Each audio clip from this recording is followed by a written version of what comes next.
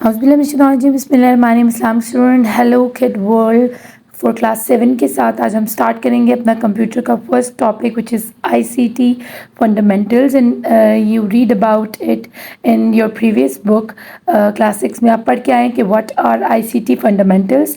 ICT stands for information and communication technology and fundamental means the base of principles.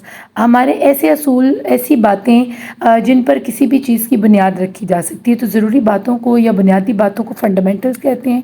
और ICT से मुराद ये है कि हमारी जितनी इंफॉर्मेशन एंड कम्युनिकेशन की डिवाइसेस हैं वो सब आईसीटी के अंडर आती हैं। आपकी जितनी डिजिटल डिवाइसेस हैं जिनमें कंप्यूटर है, लैपटॉप है, आपका डिजिटल कैमरा है, आपका मोबाइल फ़ोन है, टैबलेट्स हैं और other any device which are called digital, तो वो सब आईसीटी के ही ज़ुमरे में आती हैं। Peripherals and ports. Peripherals and ports stands for, peripherals होती हैं आपके हार्डवेयर्स, आपकी डिवाइसेस अगेन, और पोर्ट्स होती हैं जो वायर जहाँ हम कनेक्ट करते हैं, जैसे कि आपको ये पिक्चर में नज़र आ रहा है। तो दीज आर पेरिफेरल्स जितने हमारी सारी डिवाइसेस आ जाती हैं और इन डिवाइसेस को हम किसी कंप्यूटर के साथ या अपने सीपीयू के साथ कनेक्ट करने के लिए तारें इस्तेमाल करके, वो तारें जहाँ कनेक्ट करते हैं that place is called ports. ठीक है, तो वो पोर्ट्स दोनों तरफ भी अवेलेबल हो सकती हैं और एक तरफ भी हो सकती हैं। यानी अगर हमने की अपने माउस को अगर हमने कनेक्ट करना है विद अवर लैपटॉप और डेस्कटॉप, तो हम क्या करेंगे, उसकी तार को कंप्यूटर के सीपीयू के अंदर कनेक्ट करेंगे, सीपीयू की पोर्ट के अंदर। तो ये आपको ये लाइनों वाली डॉटेड जगह नज़र आ रही हैं। जैसे कि आप अपना मोबाइल चार्ज करते हो तो आप अपनी यूएसबी या जो अपनी तार होती है मोबाइल की, वो अपनी उसकी मोबाइल की पोर्ट में लगाते हो। ठीक है, वो पोर्ट और क्या है, आपकी इसी तरह चार्जर के जो ऊपर वाला हिस्सा होता है आपका मेन, जहाँ से एडाप्टर, उसके अंदर भी पोर्ट होती है और आपके मोबाइल के अंदर भी पोर्ट होती है, जिसको आप कनेक्ट करते हो थ्रू वायर। दोनों तरफ वायर लगी होती है और आप पोर्ट्स के अंदर उसको कनेक्ट कर देते हो। तो hardware as you may know is the physical component of computer system. अब हार्डवेयर क्या होता है, वो सारी चीज़ें जिनको आप टच कर सकते हो आपके कंप्यूटर में मौजूद, वो सारी चीज़ें जिनमें आपका मॉनिटर आ जाता है, इसकी स्क्रीन, आपका कीबोर्ड, आपका माउस, आपका सीपीयू, आपका स्कैनर, जो चीज़ आपके स्पीकर्स, जो चीज़ भी आप कनेक्ट करते हो विद योर कंप्यूटर या जिसको आप टच कर सकते हो, जैसे आपका डिजिटल कैमरा है वो भी आप अपने कंप्यूटर के साथ अटैच कर सकते हो। तो ये सारी चीज़ें क्या कहलाती हैं, hardware, because we can feel and touch these, और हम इनको होल्ड कर सकते हैं, पकड़ सकते हैं। Input hardware refers to any device that sends data to the computer. और इनपुट डिवाइसेस या इनपुट हार्डवेयर्स कौन से होते हैं, अब हार्डवेयर्स की भी आगे दो टाइप्स हैं। ठीक है, एक आउटपुट और एक इनपुट। इनपुट हार्डवेयर्स वो होते हैं जिनके ज़रिए आप चीज़ें कंप्यूटर के अंदर डालते हो, अंदर लेकर जाते हो, जिनमें आपका कीबोर्ड है, माउस है। ठीक है, ये वो चीज़ें जिससे आप अपने किसी भी चीज़ को लिखना चाह रहे हो या कंप्यूटर को चलाना चाह रहे हो। और आउटपुट डिवाइसेस वो हैं जैसे कि आपका स्क्रीन, आपका मॉनिटर का स्क्रीन और आपका प्रिंटर। वो जो कुछ आपकी स्क्रीन पर होता है वो आपको कंप्यूटर में होता है, वो आपको स्क्रीन पर नज़र आ रहा हो, तो वो आउटपुट होता है, जो कुछ आपने डाला होता है। जैसे आप अपना नाम कीबोर्ड को इस्तेमाल करके अपने कंप्यूटर की स्क्रीन पर डालेंगे और उसके आउटपुट के तौर पर वो आपको स्क्रीन पर नज़र आएगा, दैट इज़ कॉल्ड आउटपुट। और इनपुट क्या है, जब आप उसको कीबोर्ड यूज़ करते हुए कंप्यूटर के अंदर डाल रहे हैं। अब चाहते हैं आप कि आपका वही नाम लिखा हुआ पेपर के ऊपर बाहर आ जाए, तो you can also use an output device which is called printer, और वो आप कमांड देंगे अपने कंप्यूटर को और वो प्रिंट करके पेज आपके नाम वाला बाहर दे देगा। तो इस तरह की दो डिवाइसेस, दो हार्डवेयर आपके कंप्यूटर के साथ कनेक्ट होते हैं। एक होती है इनपुट डिवाइसेस, इनपुट हार्डवेयर्स, और आउटपुट हार्डवेयर्स। तो कुछ कंप्यूटर के अंदर डालने के लिए चीज़ें इस्तेमाल होती हैं और कुछ कंप्यूटर से बाहर रिजल्ट्स देखने के लिए इस्तेमाल होते हैं। तो ये दोनों हार्डवेयर्स के बारे में मैंने आपको बता दिया। अब आगे चलते हैं। Hardwares refers to any device that receive data from the computer। अब इन आउटपुट जो हार्डवेयर्स हैं वो डाटा रिसीव कर रहे हैं। ठीक है। जो सेंड करने वाले हैं वो इनपुट हार्डवेयर, जो रिसीव करने वाले हैं वो आउटपुट हार्डवेयर्स। तो ये आपने जहन में रखना, आपको जब इनपुट और आउटपुट के बारे में पूछा जाएगा हार्डवेयर्स के बारे में, तो आपने एक लाइन लगानी है और डिफ्रेंशिएट करना है कि जिसके थ्रू हम इनपुट करते हैं अपनी इन्फॉर्मेशन, सेंड करते हैं information, that is called input hardwares, और जिससे हम रिसीव करते हैं अपनी सारी इन्फॉर्मेशन या data, that is called output hardwares. Peripheral serves a distinct role, आप चाहे इनमें से किसी की भी बात कर लें, इनपुट हार्डवेयर या आउटपुट हार्डवेयर, ये सारे हार्डवेयर्स ऑल दो ईच पेरिफेरल, ये पेरिफेरल्स भी हैं ना, इन हार्डवेयर्स को हम पेरिफेरल्स भी बुलाते हैं, ठीक है। तो ये सब का एक ख़ास रोल है। प्रिंटर का काम माउस नहीं कर सकता, माउस का काम कीबोर्ड नहीं कर सकता, तो सब अपनी अपनी अहमियत रखते हैं। The same peripheral can be found in any form depending on the application, और ये पेरिफेरल आपको किसी भी फॉर्म में मिल जाएंगे, डिपेंड ये करता है कि आप कौन सी एप्लीकेशन यूज़ कर रहे हो। अगर आप गेम खेल रहे हो so you can need a joystick, आप कीबोर्ड पर भी वो गेम खेल सकते हो, आप माउस के ज़रिए भी खेल सकते हो। तो उसमें क्या हो गया, आपके पास इनपुट और डिवाइसेस डिफरेंट हो सकती हैं आपकी एप्लीकेशन के मुताबिक, ठीक है। फिर अब आप प्रिंटर से तस्वीर आउटपुट लेना चाह रहे हो आउटपुट हार्डवेयर से, तो printer can be of any kind, वो लेज़र प्रिंटर भी हो सकता है, वो कलर भी हो सकता है, वो ब्लैक एंड वाइट प्रिंटर भी हो सकता है। तो ये डिपेंड करता है आपकी एप्लीकेशन के ऊपर कि आप किस तरह की एप्लीकेशन को यूज़ कर रहे हो और आपको किस किस्म का आउटपुट या इनपुट चाहिए। अब आगे चलते हैं हम कीबोर्ड्स की तरफ। इन्हीं पेरिफेरल्स में से सबसे पहले पेरिफेरल जो कि हमारे कंप्यूटर के साथ कनेक्टेड है, and it is also called an input hardware, और उसको हम बुलाते हैं कीबोर्ड। लेकिन हम यूँ करते हैं कि टाइप्स ऑफ कीबोर्ड, क्योंकि हमारे पास 4 टाइप्स ऑफ कीबोर्ड हैं अभी तक, तो उनको पढ़ने से पहले हम एक जल्दी से डू यू नो वाला प्रॉम्प्ट जो इन्फॉर्मेशन है वो पढ़ लेते हैं। The QWERTY keyboard is the most common layout use in keyboards. Its name came from the first 6 letters placed to the left on the top row of the keyboard. अब QWERTY keyboard लोग समझते थे पता नहीं क्या चीज़ है। देखेंगे normally जो अभी तक लेआउट्स जितने भी बने उनमें कॉमन लेआउट, हर घर में ये कीबोर्ड्स मौजूद हैं, और इनको क्वाट्री अगर कोई नाम तो देना था ना, तो उन्होंने एक नाम ये दे दिया कि जैसे आपको पिक्चर में ये नज़र आ रहा है, ये 8 अल्फ़ाबेटिकल ऑर्डर में जो वर्ड्स लिखे हुए ये अल्फ़ाबेटिकल नहीं है, ये इन अल्फ़ाबेटिकल ऑर्डर के अंदर हैं। यानी पहली लाइन जो जहाँ से ABC स्टार्ट होती है ना कंप्यूटर के कीबोर्ड के ऊपर आपको देखें फंक्शन कीज़ नज़र आई हैं, F1 F2 F3, फिर आपको नंबर कीज़ नज़र आएंगे, और उसके बाद जो थर्ड लाइन आती है जहाँ पर आपकी स्पेस और आपका डिलीट और कंट्रोल होता है ना, उसके साथ ही आगे आपके अल्फ़ाबेट स्टार्ट हो जाते हैं, लेकिन कुछ अनइवन अंदाज से स्टार्ट होते हैं। वो शुरू होते हैं QWERTY से स्टार्ट होती है पहली लाइन। तो उन्होंने पहले वही 6 लेटर्स उठाकर इस कीबोर्ड को नाम दे दिया है, और क्वाट्री इसका नाम है। बेसिकली इसका कोई मतलब नहीं बनता, बस वहाँ से क्योंकि नज़र हमारी पहले उनके ऊपर पड़ती है तो हमें क्वाट्री लिखा हुआ नज़र आता है। जैसे आप किसी पज़ल के ऊपर नज़र डालते हो और आपको कोई पहला वर्ड समझ आ जाता है कि इसमें ये लिखा हुआ है, तो बस इसीलिए हम कीबोर्ड को, क्योंकि बहुत सारी कीज़ ये कंटेन करता है, तो हमें क्वाट्री सामने लिखा हुआ नज़र आ रहा होता है, तो हमने इसका नाम क्वाट्री रखा है। और ये कॉमन लेआउट के साथ है क्योंकि हर कीबोर्ड इसी लेआउट के साथ होता है। ऊपर सबसे पहले फंक्शन कीज़ होती हैं, देन फिर आपकी न्यूमेरिकल कीज़ होती हैं, फिर आपकी अल्फ़ाबेटिकल कीज़ होती हैं, और फिर कंट्रोल कीज़ उसके दोनों साइड्स पर होती हैं। अब सबसे पहले जो इसकी हमारे पास टाइप है that is called mechanical keyboard. This is the most common type of keyboard. Each key has a physical plastic switch underneath it that it engage whenever the key is pressed, allowing the key to function. अब इसमें सिर्फ ये अलग चीज़ है बाकियों की निस्बत। एक तो ये सबसे पहले यही आया था कीबोर्ड जो नॉर्मल हमारा एडवांस दौर में, एडवांस टेक्नोलॉजी में कीबोर्ड हम सबके घरों में मौजूद है। इसके नीचे होता क्या है, ये आपको प्लास्टिक स्विच नज़र आ रहे हैं इसके नीचे।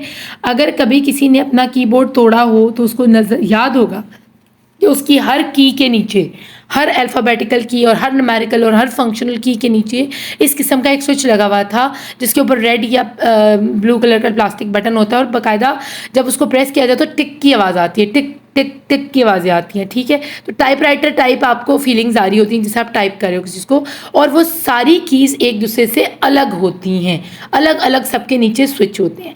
इसकी जो इसका आपको एक नुमाया चीज़ उन्होंने बताई है वो ये है कि उन्होंने कहा कि ईच की has a physical plastic switch underneath it that is engage when ever the key is press. तो जब भी आपसे अगर पूछा जाता है what is the difference between mechanical and membrane keyboard, तो आप यही बताएंगे कि उसके नीचे क्या होता है, एक फिजिकल की होती है, बाकायदा प्लास्टिक स्विच होता है हर की के नीचे, और मेम्ब्रेन के नीचे भी मैं आपको आगे बताऊंगी कि एक लेयर होती है स्विचेस की।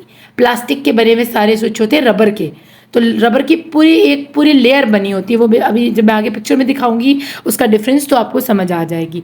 अब मेम्ब्रेन कीबोर्ड की तरफ बढ़ते हैं। The way key strokes are registered on a membrane keyboard differs from that of a mechanical keyboard. अब जो की स्ट्रोक हम करते हैं उसमें टिक की आवाज़ मौजूद नहीं है। जब भी हम स्ट्रोक करेंगे, स्ट्राइक करेंगे, दबाएंगे, उसको प्रेस करेंगे, तो you can not hear the sound of tick. ठीक है, आपको वो टक टक टक टक टक टक जिस तरह आपको फीलिंग आ रही थी टाइपराइटर की, जिस तरह टाइपराइटर में जो फीलिंग आती है टक टक करने की, वो इसमें नहीं होती, because they have a membrane inside the keys. ठीक है, हमारी ऊपर प्लास्टिक कीज़ के नीचे एक पूरी पट्टी बिछी होती है, एक पूरी समझ लें कि लेयर होती है रबर की, और उसके ऊपर रबर के बटन बने होते हैं जो कि आपको अलाउ करते हैं जब भी आप कोई भी बटन दबाओ तो वो हल्का सा प्रेस होता है और आपको फीलिंग आती है नरम नरम, जैसे आप किसी फोम के ऊपर अपने हाथ को प्रेस करो तो आपको नरम नरम हाथ के नीचे फीलिंग आ रही होती है। टक टुक की आवाज़ नहीं आएगी, आपको फीलिंग ज़रूर आएगी, आपको पता चलेगा कि कितना स्मूथ आपका कीबोर्ड है बगैर किसी, क्योंकि अक्सर इनॉइंग होती है ये टक टक टक टक टक टक, दूसरा साथ बैठा बंदा भी डिस्टर्ब हो रहा था इस आवाज़ से। तो इन्होंने एक नया कीबोर्ड निकाला जिसका नाम था मेम्ब्रेन कीबोर्ड, और उसके नीचे पूरी ये शीट बिछी हुई थी रबर की जिसके अंदर बटन्स बने हुए थे और ऊपर बाकायदा फिजिकल बटन्स थे दूसरे प्लास्टिक के लगे हुए जो हमारे नॉर्मली होते हैं। तो इसकी एक स्मूथ फीलिंग आती है। यही इसका कंपैरिजन बनेगा कि मेम्ब्रेन कीबोर्ड के नीचे एक लेयर ऑफ रबर बटन्स है और उसके नीचे क्या है, हर किसी के नीचे एक एक स्विच लगा हुआ है separately.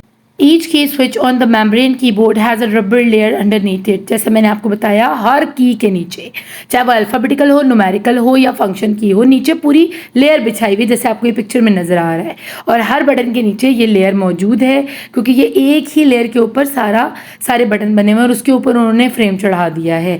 And hitting the key activates the switch by pressing this rubber layer. अब वो स्विच रबर लेयर को प्रेस करेगा और रबर लेयर नीचे उस स्विच को प्रेस करेगी जो मैकेनिकल कीबोर्ड के अंदर मौजूद था। तो अब ये टक टक टक टक जो है ना वो सीन खत्म हो गया। अब एक नॉर्मल स्मूथ फीलिंग आपको आ रही है जब भी आप की को प्रेस करते हो या स्ट्रोक देते हो या स्ट्राइक करते हो। अब चलते हैं फ्लेक्सिबल कीबोर्ड की तरफ।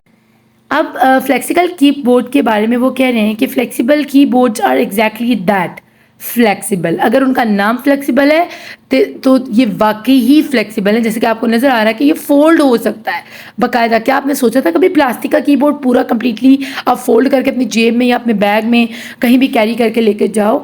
तो अगर उसका नाम फ्लेक्सिबल कीबोर्ड है तो it is prove to be flexible. They are composed of soft material like silicone. अब ये किससे बने होते हैं, आपसे ये पूछा जाएगा कि what are they made of, तो आप कहेंगे कि ये सिलिकॉन से बने होते हैं। दैट कैन बी फोल्डेड और रोल्ड इनटू स्मॉलर साइज, जिनको हम आराम से रोल कर सकते हैं और फोल्ड कर सकते हैं और उसको छोटे साइज में पैक कर सकते हैं, लेकर जा सकते हैं। Making them practical and easy to transport. और ये इसलिए भी अच्छे हैं क्योंकि हम इनको प्रैक्टिकली कहीं भी उठाकर अपने साथ लेकर जा सकते हैं। अगर हमारे पास लैपटॉप है और we don't want to use the keys of the laptop, और हम उसको लैपटॉप को हम टेबल पर रख कर यूज़ करना चाहते हैं और हम चाहते हैं कि हमारे पास एक्स्ट्रा से एक कीबोर्ड हो, तो ये एक फ्लेक्सिबल कीबोर्ड है जो सूटेबल है, पोर्टेबल है, ड्यूरेबल है। आप इसको कहीं भी उठाकर अपने पर्स में डालकर, बैग में डालकर कैरी करके लेके जा सकते हो। इसको अनफोल्ड करो, खोलो, रबड़ का ये बना, टूटेगा भी नहीं, डैमेज भी नहीं होगा, ख़राब भी नहीं होगा, और आप बड़े मज़े से इसके ऊपर कहीं भी रख कर टेबल पर इसको कनेक्ट करोगे विद योर कंप्यूटर और आपके किसी भी पेरिफेरल के साथ। आप अपने लैपटॉप के साथ इसको कनेक्ट सकते हो। You can connect it with your mobile phone, you can connect with your tablets. तो ये आपके लिए बहुत ज़्यादा जो है ना फिजिबल है और आपके लिए कन्वीनियंट जो आपका लेवल है ना, आपकी कंफर्ट का लेवल वो बड़ा हाई हो जाता है इसको यूज़ करने में।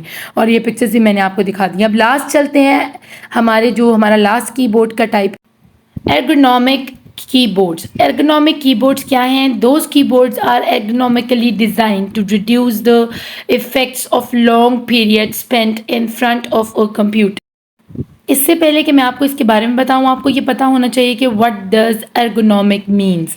एर्गोनॉमिक एक ऐसा सिस्टम होता है कि जो ह्यूमन की वेल बीइंग के साथ बहुत बेहतरीन एफिशिएंटली अपनी परफॉर्मेंस भी दे। एक ऐसी चीज़ जो कि इंसान की सेहत को मद्देनज़र रख कर बनाई जाए, जिससे इंसान को तकलीफ़ भी ना हो और फ़ायदा भी पूरा पहुँचे। तो ये भी एक इसी किस्म का कीबोर्ड बनाया गया, जिससे हमारी रिस्ट जो है ना, उसमें जो आपके तकलीफ़ होती थी और स्ट्रेन आ जाते थे, मसल स्ट्रेन होता था और वहाँ से छिल जाती थी। लोग जो बहुत लॉन्ग टाइम जो है गुज़ारते हैं कंप्यूटर्स के आगे, उनसे पूछें उनका हाल कि उनकी जो रिस्ट हैं, उनकी कलाइयाँ, वो किस हद तक डैमेज हो जाती हैं और उनके हाथ काम करना छोड़ देते हैं और उनको कितनी तकलीफ़ होती है, उनके मसल्स टाइटन अप हो जाती हैं और स्ट्रेन हो जाता है उनके मसल्स के अंदर। तो ये सारी डिफ़िकल्टीज़ को दूर करने के लिए और अच्छी परफॉर्मेंस के लिए ये चीज़ ज़रूरी थी कि इस किस्म का कीबोर्ड डिज़ाइन किया जाए जो इंसान की सेहत को मद्देनज़र रखकर बनाया गया हो, यानी उससे उसके हाथों को कोई तकलीफ़ ना हो। अगर उसने काफ़ी देर कंप्यूटर के सामने गुजारनी है तो उसके हाथ रिलैक्सिंग मूड में होते हुए एफिशिएंटली काम करें। अब उसका काम का तरीका भी, कीबोर्ड भी इस अंदाज़ का हो कि अपना काम प्रॉपर तरीके से करे, एफिशिएंटली करे और जो बंदा उस पर बैठकर उसको यूज़ कर रहा है वो भी उसको अच्छे तरीके से ऑपरेट कर सके विदाउट एनी फटीग या थकावट के या किसी किस्म की तकलीफ़ के या किसी किस्म के रिस्ट स्ट्रेन या रिस्ट डैमेज के।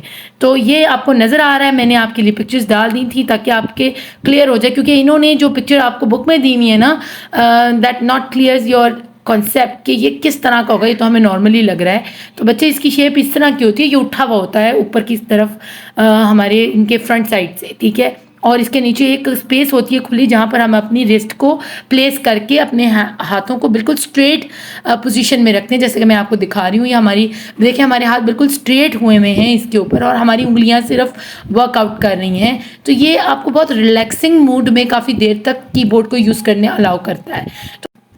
To reduce the effect of long periods spent in front of computer leading to wrist difficulties, muscle strains, weakness and other issues, जैसे कि मैंने आपको बताया कि इसको डिज़ाइन ही इस तरह किया गया है कि ये इंसानों की वेलबींग के साथ साथ एफिशिएंटली अपना वर्क भी परफॉर्म करे।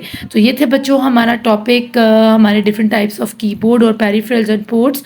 अभी जो है, अभी क्योंकि हमने सिर्फ पेरिफेरल्स का फर्स्ट जो पेरिफेरल है कीबोर्ड वो पढ़ा है, अभी हम इंशाल्लाह ताला आगे जितने पेरिफेरल्स हैं और फिर पोर्ट्स इनके बारे में डिटेल में पढ़ेंगे अपनी नेक्स्ट वीडियोस में। अपना खूब ख्याल रखिएगा, इसमें आने वाले तमाम एड्स को अच्छे से वॉच कीजिएगा, लाइक कीजिएगा, शेयर कीजिएगा, अपना खूब ख्याल रखिएगा। Thank you for watching. अल्लाह निगहबान।